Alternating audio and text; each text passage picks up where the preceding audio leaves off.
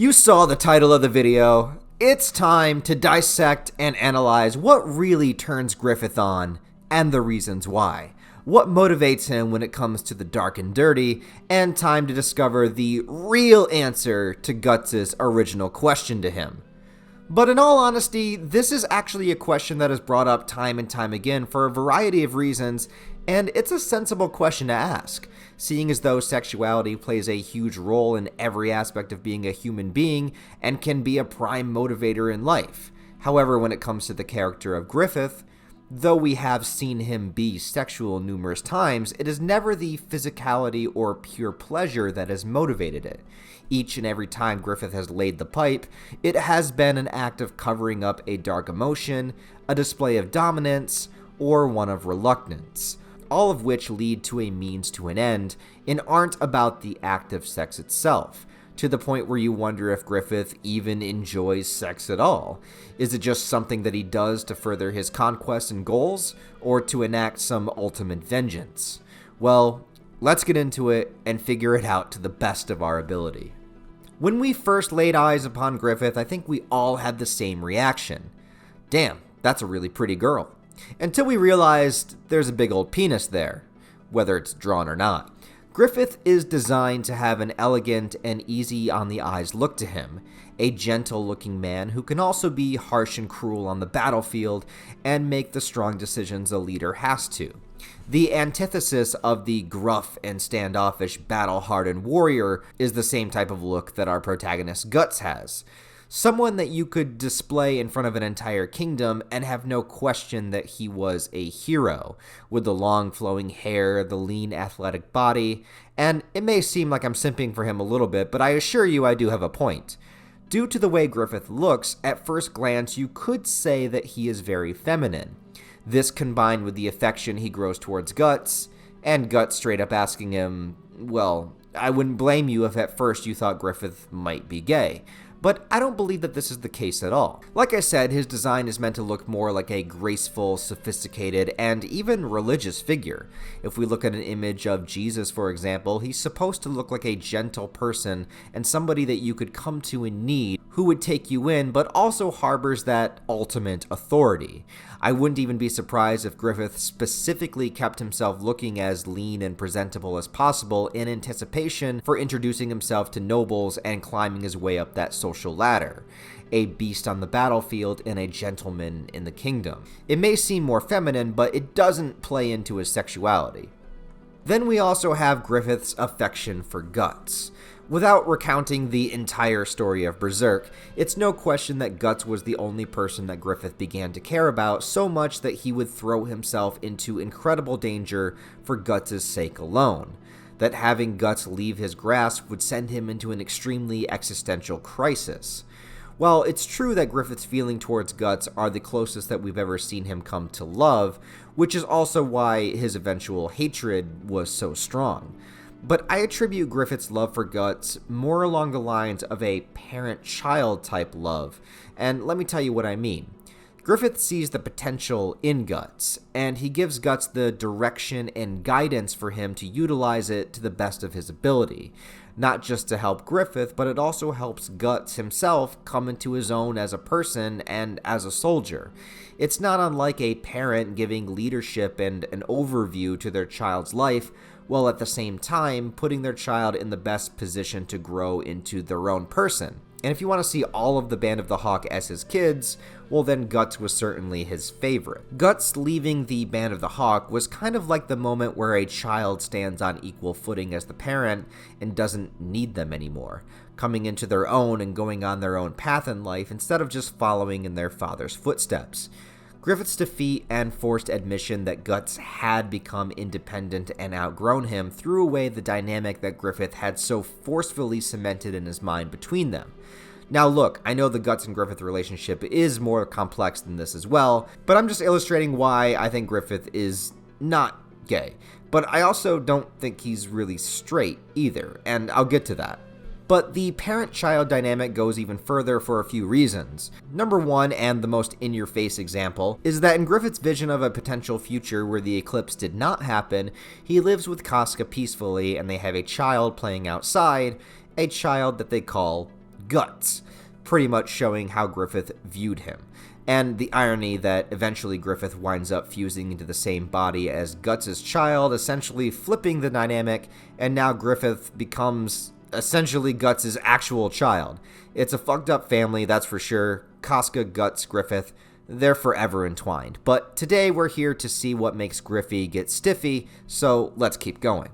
Another reason people point to Griffith being gay, or at least bisexual, is that one late night with Lord Gennon. Well, to this I say, first of all, $20 is $20, I'm not here to judge, but also, this was a circumstance where Griffith hoed himself out in order to get better funding for his mercenary band. In order to rise higher, he was willing to make a great sacrifice, and one of the earliest ones was himself. The better funding they had, the more equipped they were, the less likely they were to randomly die, and the more likely they were to continue to succeed. And for all intents and purposes here, Griffith was sexually assaulted. Even though he agreed to it, it wasn't for any kind of pleasure. It was, as all of his encounters seem to follow, a means to an end. A surefire sign that Griffith is going to do anything in order to achieve his goal.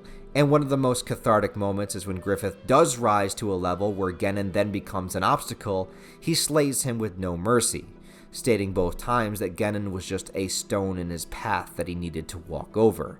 And that's the mentality you have to think of when it comes to Griffith and sex. Asexuality is someone who typically doesn't feel sexual attraction towards anyone, and it's been brought up that this fits Griffith by other people before. He makes no sexual advances towards anyone for the purposes of sex itself or even lust.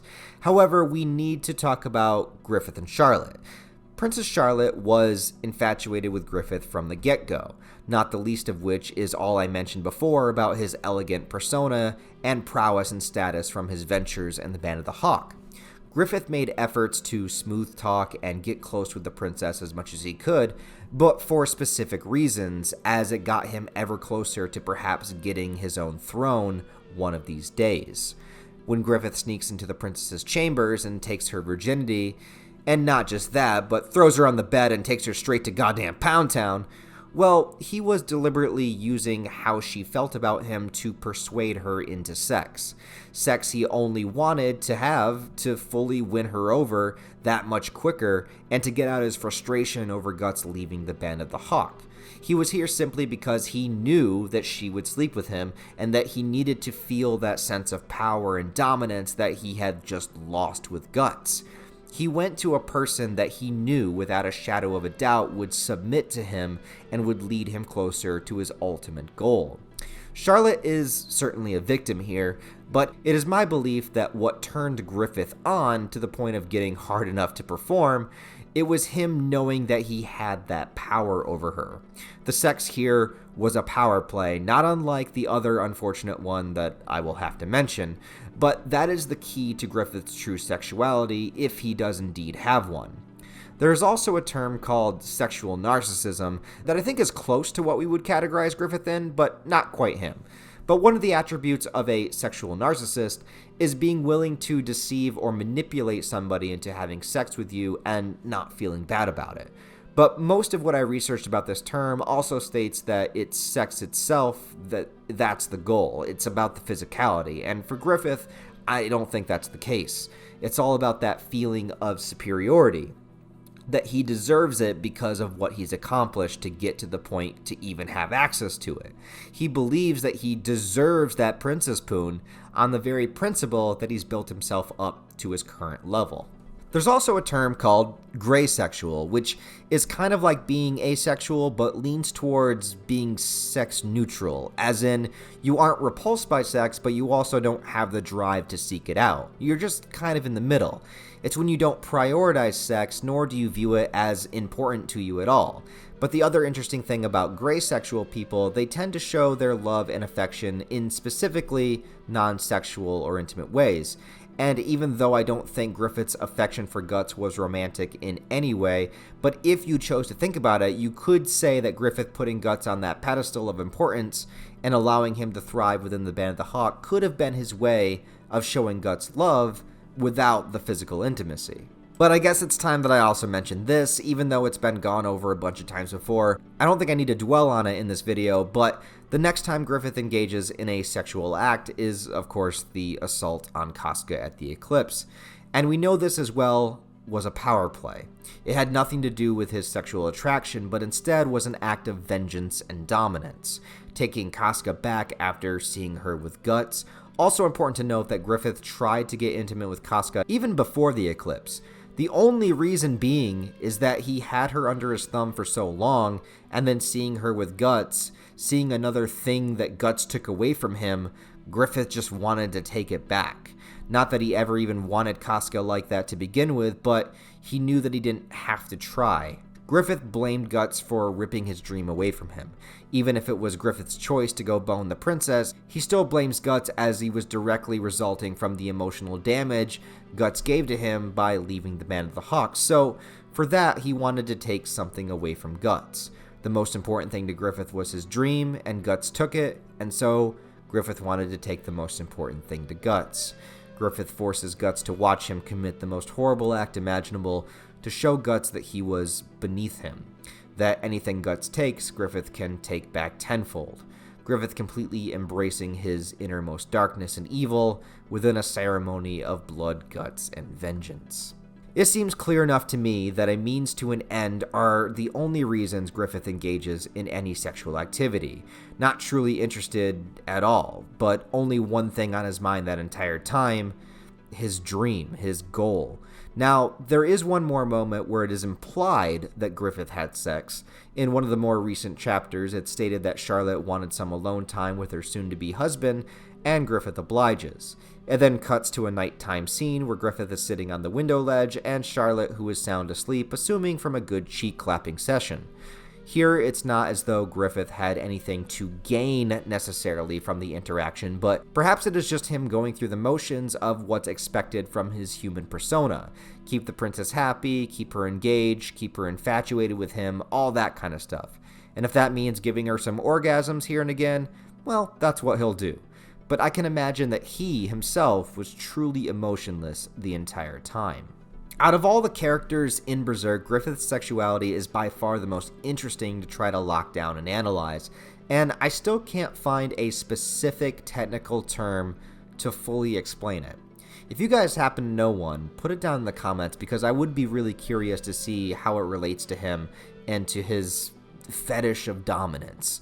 I'm not sure how else to put it. But other than that, guys, let me know what you think about this video and the subject down below in the comments. Feel free to get as dark and dirty as you need to, and please like the video if you enjoyed it, as well as don't forget to sub to the channel. I'm trying to hit 100k subs this year, so I'd be really appreciative if you help me out, and also check the links in the description for my Patreon merch store and various social media links where you guys can follow me. Other than that, guys, I hope you all have a wonderful rest of your day, and I'll talk to you next time.